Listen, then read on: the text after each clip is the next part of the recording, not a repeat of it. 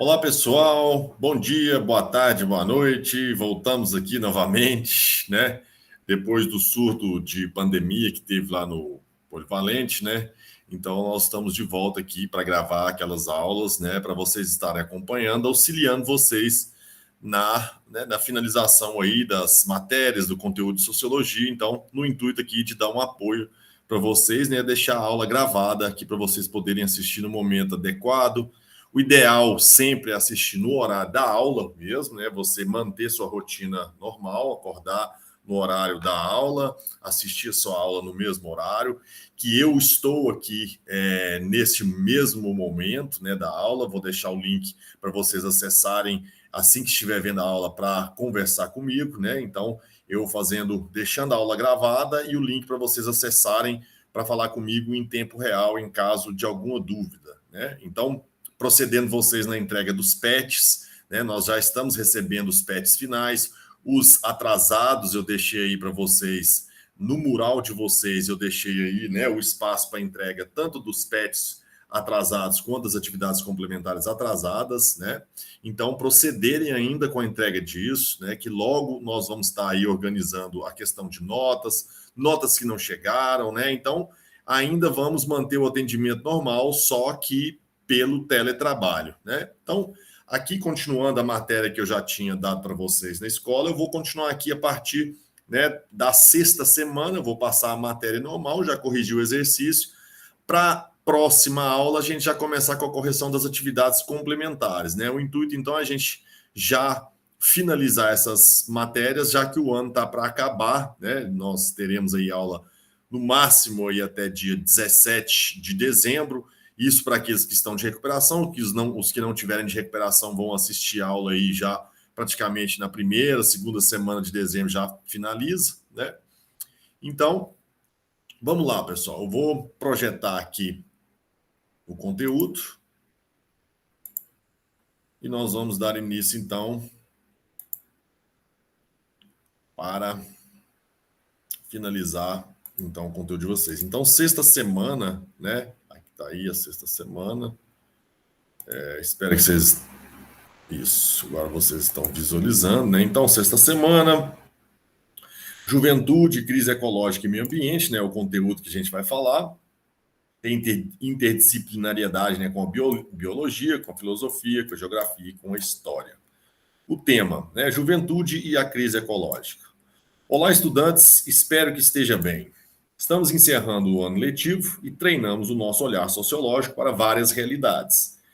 Tem uma que demanda uma atenção especial, que é o meio ambiente. Então, a gente olhou aí sobre questões de identidade, né, sobre todos os conteúdos que a gente foi vendo na apostila de vocês, né, os PETs 1, 2, 3, né, que é o início, né, do estudo da sociologia, que a gente romper com as ideias do senso comum, com ideias que são normalmente ligadas ao hábito, aos costumes, e que não representa a ciência de fato, né? A sociologia ela vem com a proposta de apresentar, então, uma opinião mais aprofundada sobre as questões da sociedade, que muitas das vezes é desconhecido pelas pessoas, né? Então, a sociologia também tem essa função de desvelar, né? De demonstrar a realidade por trás, né?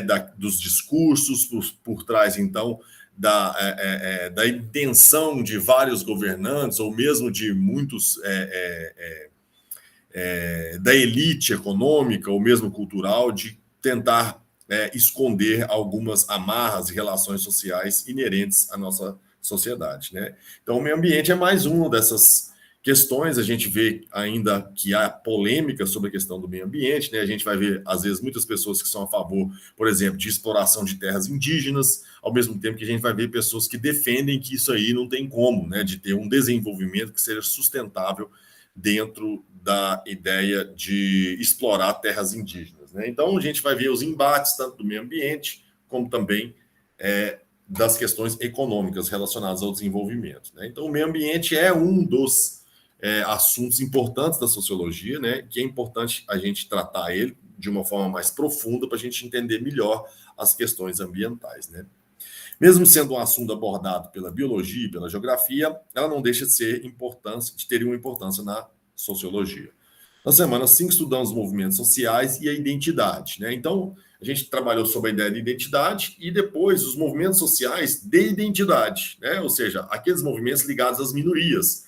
As minorias que se atrela ao conceito de menor acesso aos direitos, né? Então, minoria por quê? São menos pessoas? Não, são pessoas com menos acesso a direitos, por isso que é minorias, e não pelo número de pessoas, né? Tanto que mulheres, por exemplo, são minorias, se você for olhar em números gerais na sociedade, elas são em maiores números, né? Mas é obviamente que o termo minorias, ele se associa à questão de acesso a direitos, assim como os negros, o movimento LGBTQIA+, né, o movimento indígena, todos eles entram na onda, né, ou seja, nesses movimentos sociais contemporâneos, que são movimentos de identidade. Então, um dos movimentos que a cada dia assume maior prominência é o ambiental. Por quê? O ambiental, querendo ou não, ele contesta o sistema, o sistema capitalista em si, a produção do sistema capitalista. Ela está sendo questionada pelo próprio sistema ambiental. Porque, de fato, se a gente continuar produzindo da maneira que a gente ainda está produzindo, que é destruindo, emitindo, então, gases à atmosfera, né, poluindo rios, né, mares, destruindo espécies, aquecimento global, se a gente continuar nesse ritmo de produção, o fim do nosso planeta está sendo acelerado. Né? Ou seja, há uma maior incidência de efeitos climáticos catastróficos, né? Maremotos, terremotos, chuvas torrenciais que a gente tem visto cada vez maiores. Né? Então, os desequilíbrios ambientais, a própria questão do derretimento das calotas polares são efeitos desse sistema produtivo que deve ser questionado, que a gente precisa mudar ou pensar formas diferentes de se produzir nesse mundo. Os movimentos de identidade, pessoal, também questionam o sistema. É um sistema patriarcal, machista, ou seja, a gente está vendo, então, que há movimentos de todos os lados buscando o quê? A mudança, tanto do sistema econômico e político nosso, como também das questões civis, de liberdades, né, de expansão da consciência, de inclusão das minorias, de respeito a essas minorias, né? Então, de todos os lados a gente vê, então, que são o quê? Questionamentos sobre o sistema que a gente vive. E o sistema vigente que a gente vive é o sistema capitalista, que vige, né, já desde, né, do pós-revolução francesa e industrial, que então passa a ser o sistema produtivo predominante, né, e político, né. Então, ativistas pressionam os países a acabarem, reduzirem com o desmatamento, gás carbônico e outros poluentes, preocupados com o aquecimento global e com a vida no planeta. Entre as pautas ainda estão o consumo sustentável e a agroecologia. Né? Então, o consumo sustentável é eu consumir de forma necessária, não comprar além do necessário. E a agroecologia é, então, a produção livre, então, por exemplo, de agrotóxicos, né? Eles falam corretivos agrícolas, né? Ou mesmo insumos agrícolas, né? Tem nomes mais a menos, né? Do que eles não gostam que fala agrotóxicos, né? Apesar de serem tóxicos mesmo, né? Em quantidades.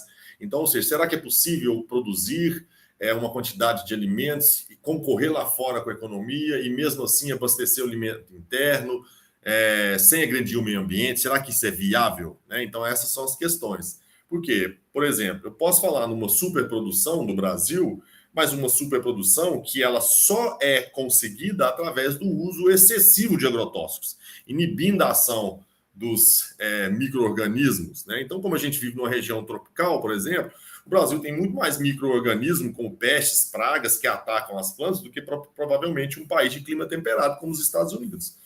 Mas lá, eles, então, não usam tantos agrotóxicos. Na verdade, a superprodução deles está mais ligada a questões tecnológicas, como mudança da própria genética dos grãos. Né? A produção está ligada aos chamados transgênicos, né?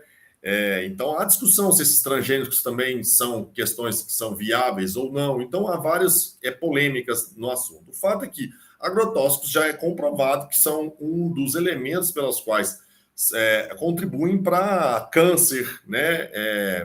Ou seja, para a abreviação da vida do ser humano, né? Incidindo aí diversos tipos de doenças, né? E uma das maiores é a questão do câncer, né? Então, como que a gente vai lidar com produção agrícola que possa também tanto servir, né, de moeda de troca na questão da economia nacional, né, tendo um superávit aí de vendas, ou seja, a balança comercial sendo favorável, né, eu vendendo, exportando bastante, trazendo a economia para cima, o PIB subindo, né?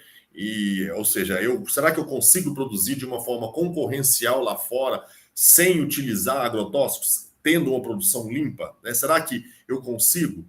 Ou será que só é possível com agrotóxico? Então, é isso que as questões acabam sendo colocadas em pauta, é isso. A agroecologia diz que sim. Ela vai falar, sim, é possível. É lógico que eu posso, de início, perder um pouco a questão do lucro, mas como a vida está em jogo, é mais importante que a gente pense de forma ecológica, evitando agrotóxicos. Tanto que na Europa, por exemplo, muitos alimentos nossos que têm uma taxa de agrotóxico, ou seja, dentre aqueles agrotóxicos que são proibidos, né, vamos supor que tal agrotóxico é proibido. Vou lá, utilizo ele na minha alimentação aqui, né, ou seja, na agricultura aqui. Esse alimento que ele vai ser exportado, se na cadeia de produção dele tiver esse agrotóxico aí, muito provavelmente ele vai ser rejeitado lá fora. Então, ou seja, se o intuito é concorrer lá fora, se eu utilizo os agrotóxicos, eu estou indo contra a concorrência. Então, na verdade, hoje a produção ela tem que ser limpa, até mesmo no sentido de eu ter concorrência econômica lá fora, de eu continuar produzindo de forma limpa.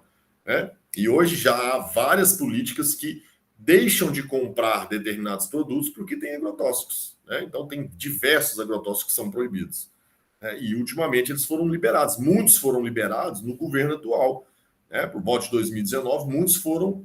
Então, a gente vai ver críticos aí, ambientalistas, criticando muito essa posição do próprio governo, que liberou diversos agrotóxicos. Né?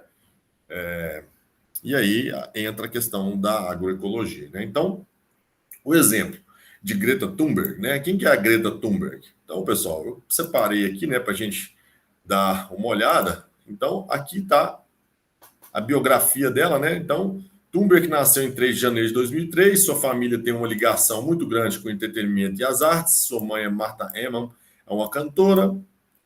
Tá falando aqui. Então, ó, em 20 de agosto de 2020, de 2018, Thunberg, cursando o 9º ano na Suécia, decidiu não frequentar as escolas até as eleições gerais de 2018 na Suécia, em 9 de setembro. Depois de ondas de calor e incêndios na Suécia, seus pedidos foram que o governo da Suécia reduzisse as emissões de carbono. Então, o que ela fez? Né? Ela reivindicou, através de uma greve, ela deixando de ir na aula, que as autoridades tomassem alguma atitude com relação a diminuir, então, né, a emissão de carbono. E esse pedido dela é baseado num acordo chamado Acordo de Paris, né, em que diversas nações elas se comprometem a reduzir as emissões de carbono com o passar do tempo.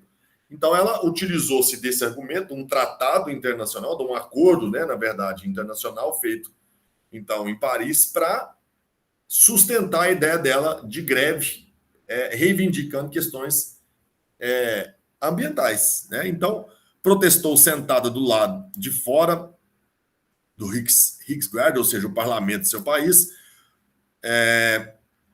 Riksdag, né? Todos os dias durante horários de escolar, com o sinal de greve da escola pelo clima, em português, né? Ou seja, isso aqui que está escrito aqui nesse cartaz aqui do lado, né? Stollestrek for Klimatet, né? Isso está escrito em sueco, né? Difícil até de ler. Exatamente falando sobre greve na escola, né? Por agressão ao meio ambiente. Então, ela entra em greve, ela faz um movimento, né? Um ativismo, chamando atenção para isso, de como as autoridades devem, então, passar a lidar melhor com essa questão, né? Então, a Greta Thunberg, ela ficou conhecida por isso. Então, muitos jovens têm despertado para essa consciência ecológica e têm procurado desempenhar várias atividades em seu cotidiano. Então, uma dessas jovens que ficou conhecida mundialmente é a Greta, né? Alguns têm mais visibilidade e participam de grandes mobilizações, como a jovem sueca Greta Thunberg, ativista e líder do movimento Greve das Escolas pelo Clima. Outras pessoas fazem isso no próprio bairro, ou seja, tem pessoas que agem de forma mais localizada. Ela fez de forma que o mundo inteiro passou a observar a forma com que ela age em prol, né, do meio ambiente. Né? É uma forma de chamar a atenção. Ela tem que plantar árvore, faz uma atitude assim. Obviamente, pessoal, que todo movimento social ele tem como finalidade chamar atenção para as autoridades. Então, muitas vezes, né, chamar atenção é tomar uma atitude que as pessoas passem a observar. Então, greve que para determinada coisa, as pessoas passam a observar. Primeiro na sociedade, depois isso tomou uma proporção maior, porque tem a mídia, e a partir de então desse movimento, né, que é parar o sistema em função de uma causa maior, que é a questão do meio ambiente, chama a atenção dessas autoridades para que elas possam tomar alguma providência, né? Ou até mesmo para questionar, para as pessoas questionarem sobre isso. Então é importante lembrar que, independente da visibilidade do movimento, todos contribuem para superar a crise ecológica. Então você pode contribuir no seu bairro. A sua atitude individual ela sempre contribui. Obviamente que o movimento social ele dá uma visibilidade maior. Mas se você já individualmente age em prol do meio ambiente e, à medida do possível, as pessoas que você tem contato, você passa a orientar elas, não joga um papel no chão, não joga isso no bueiro, né? Evite sacolas plásticas. Tudo isso contribui, obviamente, né?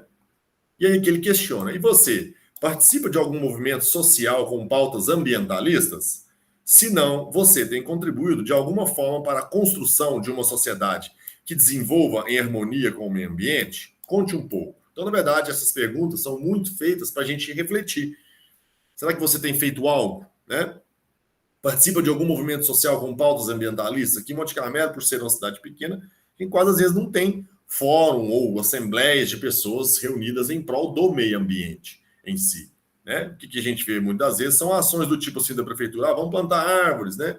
Mas o que na maioria das vezes a gente vê é que planta árvores aqui na prefeitura e depois não cultiva elas. A própria população degrada, também não ajuda a cultivar, e aí quase todos os anos, 20 anos, 20 e tantos anos aí de políticas que eles tentam plantar árvores na cidade, mas que não vão para frente. Justamente porque plantar é a parte mais fácil, né? A gente precisa cultivar. O cultivo, cuidar daquela planta que foi plantada ali, envolve toda a sociedade, não só a prefeitura tomando a iniciativa e também de cuidar, né? O que é plantei e depois não cuidei, ela vai morrer, né? Plantar é a parte mais fácil. Eu plantei 20 mil mudas. Você cuidou de qual? Nenhuma. Então você não plantou nenhuma, né? Cuidar daquilo que você está plantando, na realidade, é que faz a coisa ter efeito. Né? Então, plantar é a parte que é mais fácil. Cuidar é o tal negócio. Então, como que a gente vai ver essa questão do cuidar? Propriamente essas políticas municipais que a gente vê. Plantou tantas mil mudas em Monte Carmelo. Beleza, tem alguém cuidando? Os funcionários da prefeitura têm cuidado delas? As pessoas da população em si têm cuidado delas? Têm evitado estragá-las? Tem proteção nelas, né? Agoam elas sempre. Né? Então, tudo isso incide sobre a questão do meio ambiente. É uma questão comportamental, como as pessoas se comportam dentro, né, de uma noção de meio ambiente. Então, é uma atitude tanto individual como também coletiva. Né? E aí ele segue, né? Vivemos em um sistema de produção capitalista que tem explorado cada vez mais os recursos naturais. Com um alto índice de consumo, também cresce o descarte do lixo, o que não costuma ser tratado de forma adequada. Então, eu aumento a produção, eu vou degradar o ambiente. Nossa produção ela é uma produção que destrói.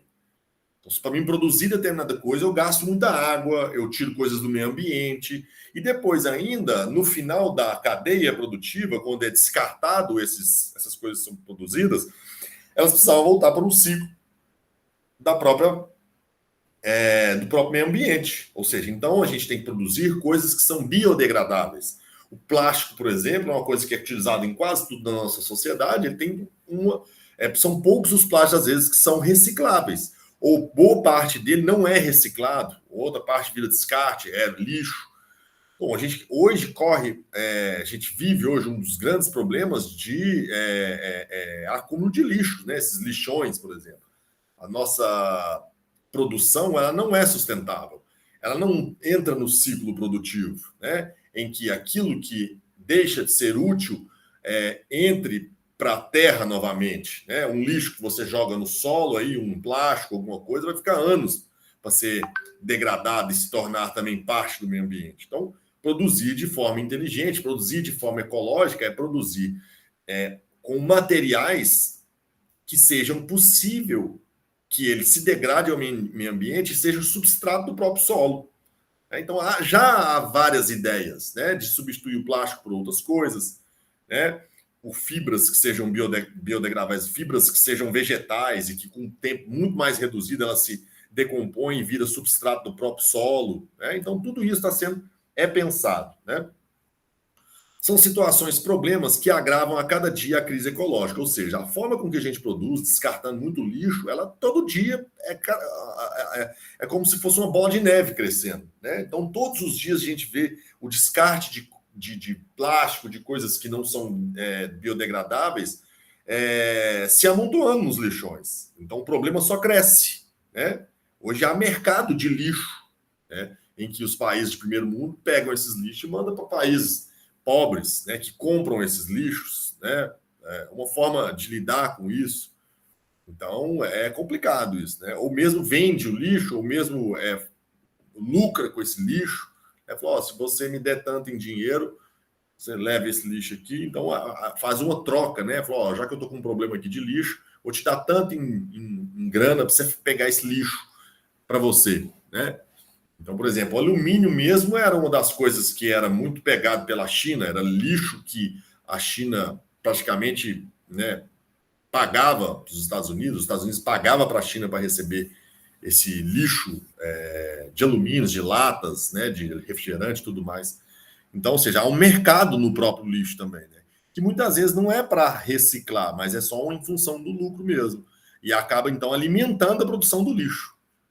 O que é pior, né? Se tem um lucro baseado no lixo, eu vou então querer mais lixo. E aí a questão da degradação ela continua existindo. Né?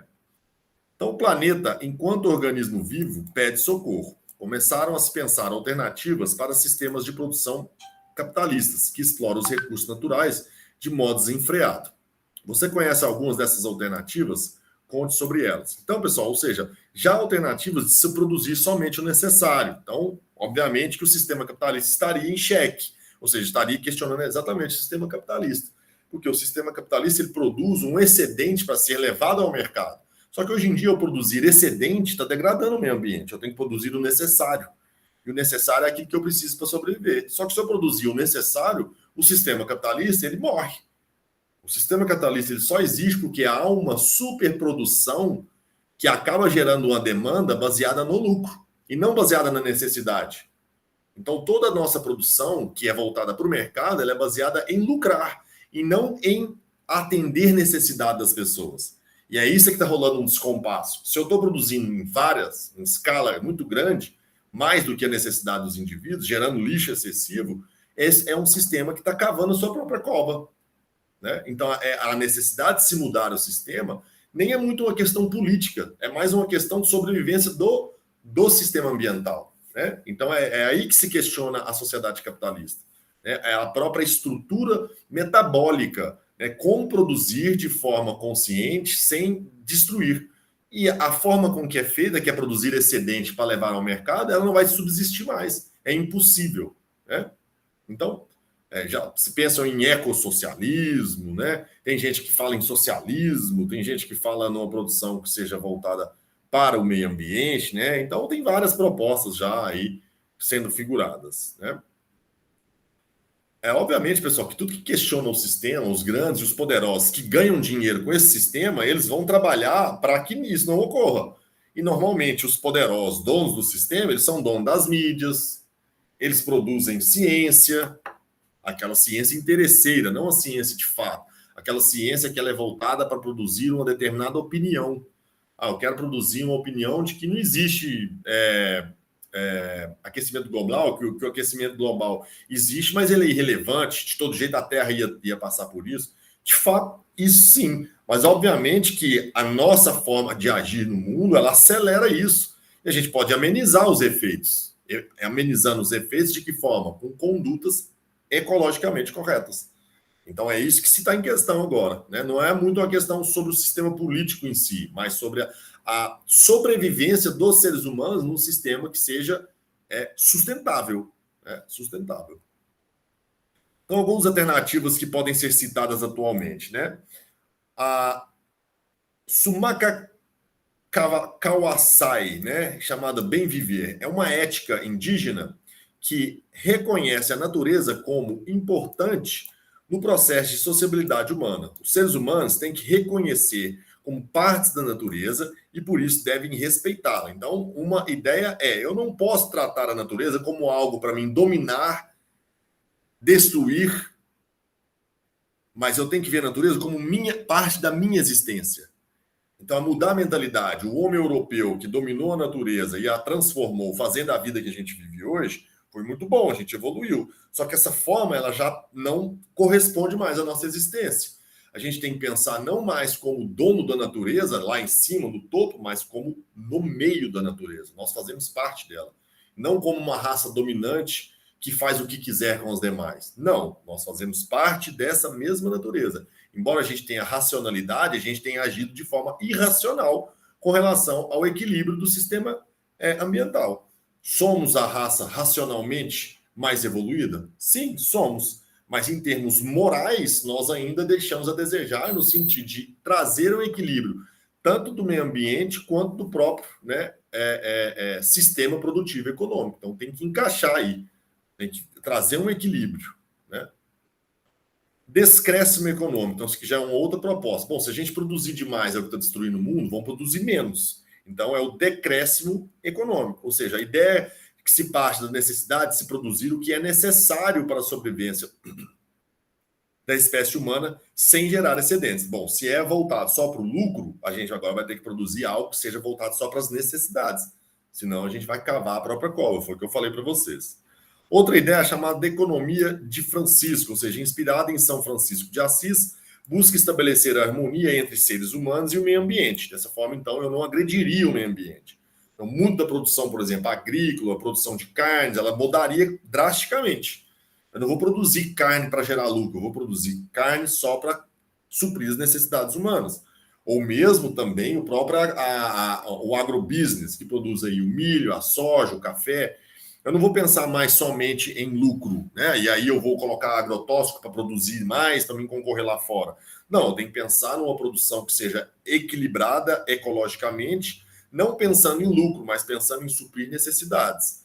Então, querendo ou não, a forma de se imaginar, de se pensar uma nova produção, ela altera drasticamente o sistema econômico. Então, uma desaceleração, né? Parte da ideia de que a economia deve servir à sociedade e não ao contrário. Então, exatamente isso. Economia deve servir à sociedade e não a sociedade servir à economia, que é o que está acontecendo.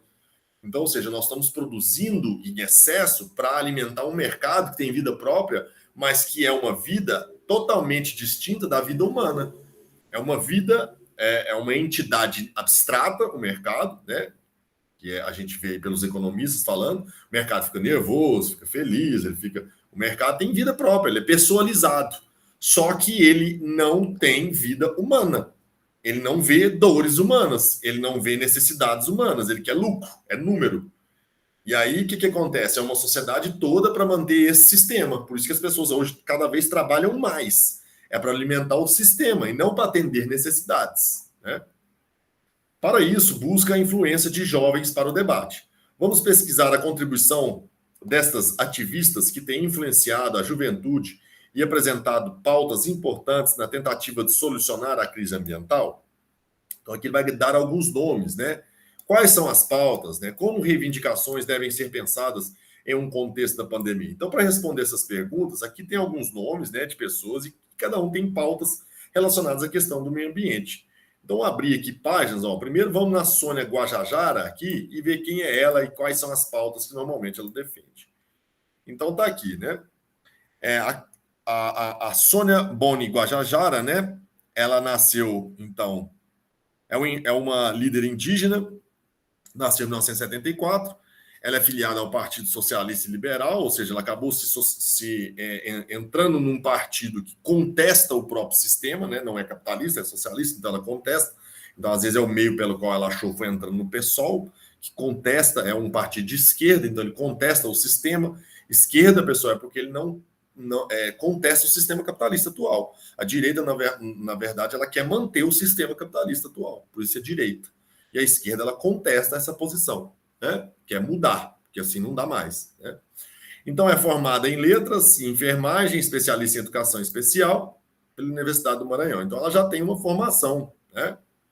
Ela deixou de ser índia? Não, não deixou, né? Porque ela formou, não quer dizer que ela seja índia, né?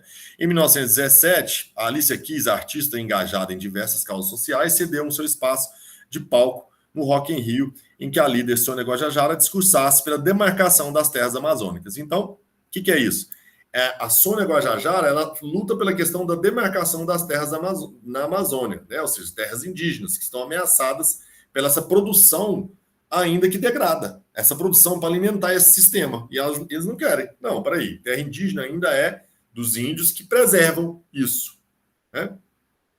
Então, em 1931 de 2017, Sônia Guajajara foi apresentada pelo setorial Ecossocialismo do Partido Socialismo e Liberdade como pré-candidata à presidência da República, através de um manifesto por uma candidatura indígena, anticapitalista e ecossocialista. Tá vendo? Ela vai contra o sistema capitalista. A favor de um ecossocialismo, né? Ou seja, um socialismo baseado num equilíbrio ecológico, né? Agora vamos ver aqui o Vandana. A Vandana Shiva, né? Vamos ver o que ela fala aqui. Então, a Vandana, ó, ela é uma diretora da Fundação de Pesquisas em Ciência, Tecnologia e Ecologia em Nova Delhi, na Índia, né? Vandana discursou na cúpula da Organização Mundial do Comércio, em Seattle, em 1999, bem como o Fórum Econômico Mundial em Melbourne, em 2000. Ou seja, esses fóruns, pessoal, esse Fórum Econômico aqui mundial e também a Organização Mundial do Comércio, eles já estão pensando em formas de se produzir que sejam, então, sustentáveis, né? Bebendo um cafezinho aqui. Então, é importante a figura do movimento anti-globalização e defensora do movimento de solidariedade global. Então, o que é o movimento da globalização? Globalização é uma intercomunicação, né, mais voltada para o comércio, a produção capitalista se expanda pelo mundo inteiro. Só que por que ela é contra o antiglobalismo? Porque o globalismo ainda continua pregando o capitalismo. Então, é a globalização através do capitalismo. Essa globalização que a gente conhece, que é a mundialização, ela é feita pelo mercado, para que todas as sociedades produzam um excedente e levem ao mercado, para que todos os mercados sejam voltados para essa economia capitalista, né? E ela é contra isso, ela quer mudar, então, essa estrutura, né? Vamos ver aqui agora o cacique Raoni, né? Então, o cacique Raoni está aqui, né? Nome completo, Raoni Metukitiri, nascimento em 1932, né? Ele é brasileiro, né? Lá no Mato Grosso. Ele é líder caiapó, né? E ativista ambiental. Ele já entrou em disputa com vários presidentes, né? Hoje ele travou a luta contra o Temer e também contra o Bolsonaro agora, mas já lutou também contra outros demais, né? Então a biografia dele é extensa, né? Vou passar aqui, ó. Em 1989, uma campanha internacional em 17 países, aqui é aquele cantor inglês, né? O Sting, que veio aqui, que resultados da sua campanha. Então ele é a favor também da demarcação das terras indígenas, em favor da defesa das terras indígenas. Ó, embaixador internacional da luta da preservação da floresta dos povos amazônicos. Então, isso é a pauta dele, né? Então, ele é um embaixador internacional da luta pela preservação da floresta e dos povos amazônicos, né? Raoni contra o complexo de barragens em Belo Monte, né? Para não fazer a barragem do Belo Monte, ou seja, a usina hidrelétrica de Belo Monte, né? Que ameaça territórios indígenas situados na beira do rio Xingu, no estado brasileiro do Pará, né? Ou seja, uma barragem, né? Usina hidrelétrica. Eu vou fazer lá, então, uma hidrelétrica e isso dá um impacto grande sobre todo o local ali. Altera totalmente o clima, altera as espécies, o habitat das espécies da fauna que ali vivem, altera também a própria comunidade extrativista ali indígena, ou mesmo as comunidades indígenas, né, que mantém raiz ali, altera completamente, ou seja, um impacto ambiental muito grande que pode ser causado em vistas do lucro, né? Não só do lucro, mas do que? Da questão da energia elétrica. Então, é isso que se questiona. Será que tem que ser feito lá? Por que tem que ser lá, em terra indígena, né? Então, ele é um dos principais, né, que lutam contra o projeto, né? O Raoni declarou guerra ao projeto da usina hidrelétrica de Belo Monte, que ameaça os territórios indígenas situados no rio Xingu. Aí ele está falando aqui, ó, eu pedi meus guerreiros para se preparar para a guerra. Também falei com as tribos Xingu. Nós não deixaremos isso acontecer. Nós iremos matar todos os brancos que se atravessarem a construir essa barragem. Então ele partiu para a guerra, né? A primeira reivindicou, agora já está partindo para a guerra. Então essa é as principais lutas, né? Aqui já são atualizações, né? Viagens de 2019. Aqui ele já está lutando contra o atual governo, né? Que muitas das vezes ameaçou entrar, ou seja, flexibilizar as demarcações indígenas.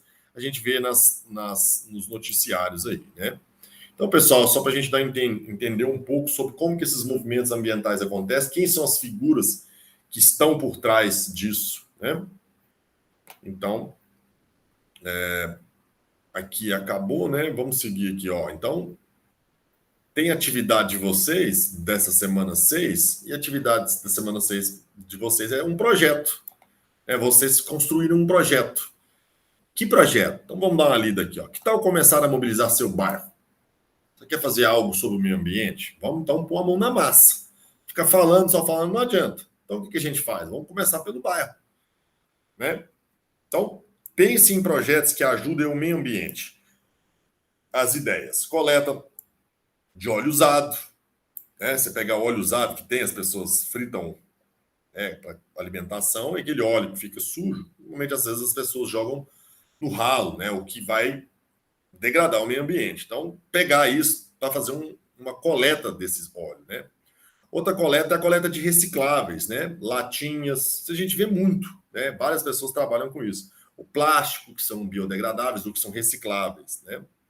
Aparelhos eletroeletrônicos, ou seja, coleta de aparelhos eletroeletrônicos, aqueles que já estragaram, bateria de celular, pilhas, celulares estragados, as coisas do tipo.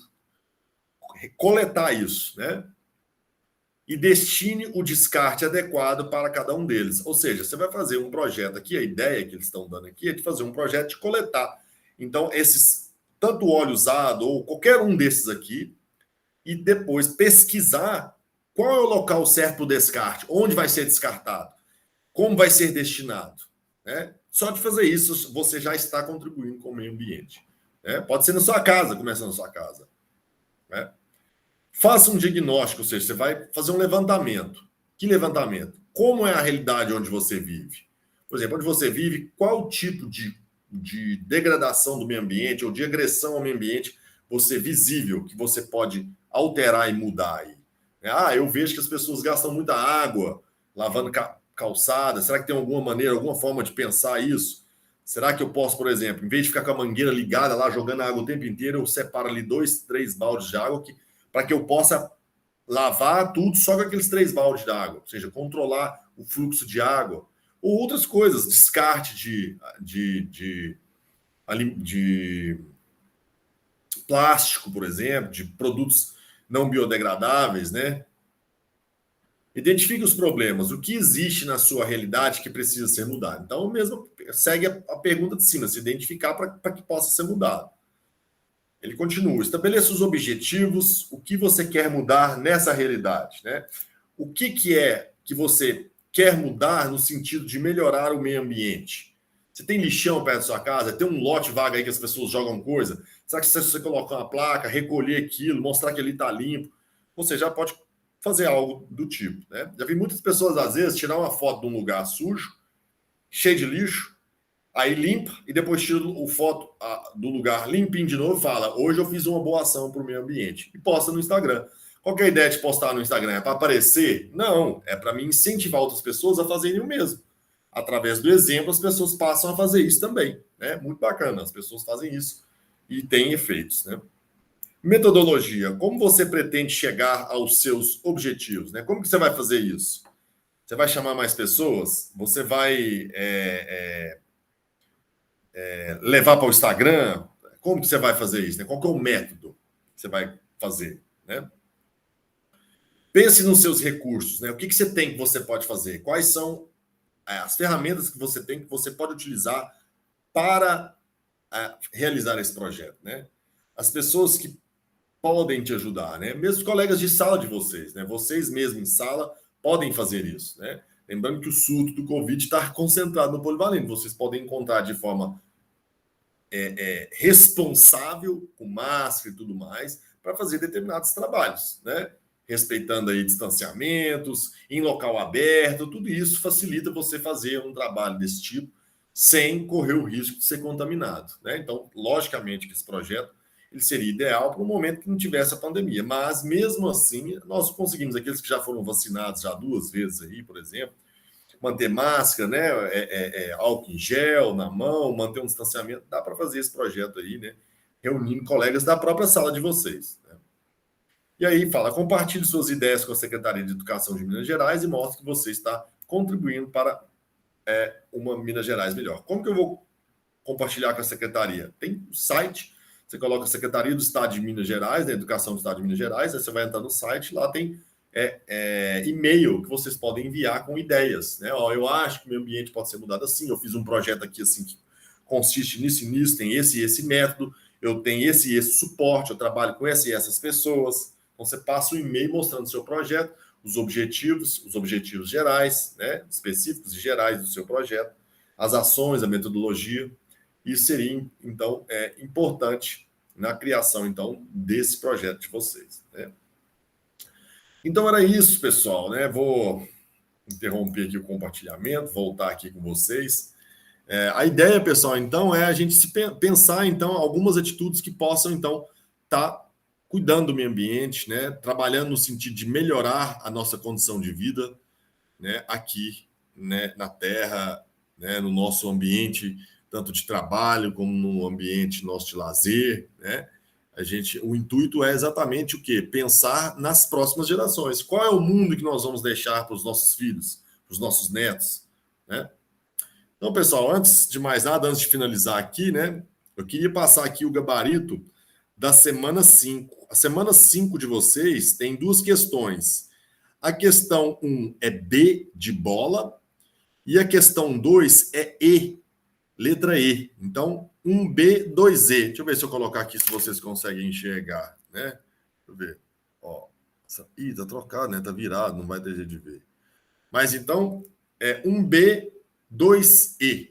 Tá joia, pessoal? Então, vou deixar o link para vocês aí que estiverem assistindo a aula nessa semana, entrar para conversar comigo sobre qualquer dúvida. Entre e fale com o professor se tiver alguma dúvida. Tá bom, pessoal? Até mais. Abraço.